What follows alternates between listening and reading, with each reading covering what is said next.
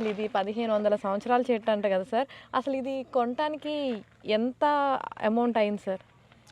ఇది కొని ఇక్కడ తేవడానికి అయిన ఖర్చు అంటే కొన్నదానికంటే ఇక్కడ ట్రాన్స్పోర్టేషన్ అమౌంటే ఎక్కువ. ఇది యాక్చువల్గా 1 crore పర్ ట్రీ. ఓకే.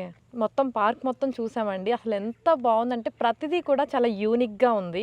అసలు ఇలాంటి ఒక పార్క్ స్థాపించాలని మీకు ఎందుకు అనిపించింది? యాక్చువల్గా నేను ఫైన్ ఆర్ట్స్ చదివానండి. నాకు చిన్నప్పటి నుంచి ప్లాంట్స్ అంటే చాలా ఇష్టము. ఓకే. తర్వాత I become a business man. తర్వాత బిజినెస్ స్టార్ట్ చేసి ఐ ట్రావెల్ 80 కంట్రీస్. అయిన తర్వాత నాకు అనిపించింది ఇది మనము పుట్టాము, పెరిగాము, బిజినెస్లు చేసాము, సంపాదించాము. ఓకే. తర్వాత వచ్చేసేసి దీనికి ఏదైనా ఒక మనము ఎప్పుడో పోయేది వాళ్ళము.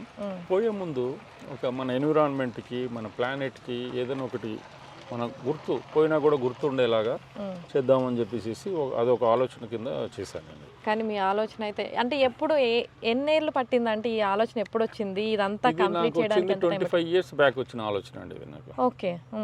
25 years బ్యాక్ వచ్చింది ఇది. దాంట్లో ఒకటి నాగ్నూచ్ గార్డెన్స్ అని చెప్పి ఒక గార్డెన్ ఉందన్నమాట. ఆ గార్డెన్ చూసేసి నేను ఇన్స్పైర్ అయ్యాను. అది చూసిన తర్వాత నాకు ఒక 10 days వరకు నాకు నిద్రపట్టలేదు. ఏదైనా ఎట్లాంటి చేయాలనే అనే ఉద్దేశంతో చేశాను. I'm from Warangal. అక్కడ ఉన్న భూములు అవి ఉండేవి మా ఫాదర్ వాళ్ళు ఇచ్చేసిన. ఆ భూములు అమ్మేసేసి తర్వాత వచ్చేసి నా బిజినెస్లో వచ్చిన మొత్తము నేను ఈ ల్యాండ్ మీద ఇన్వెస్ట్ చేశాను అనమాట. ఇన్వెస్ట్ చేసేసి తర్వాత 6 years బ్యాక్ ఇది మొదలుపెట్టాం. ఓకే. ఈ గార్డెన్ చేయడం అనేది 6 years బ్యాక్ స్టార్ట్ చేయడం జరిగింది.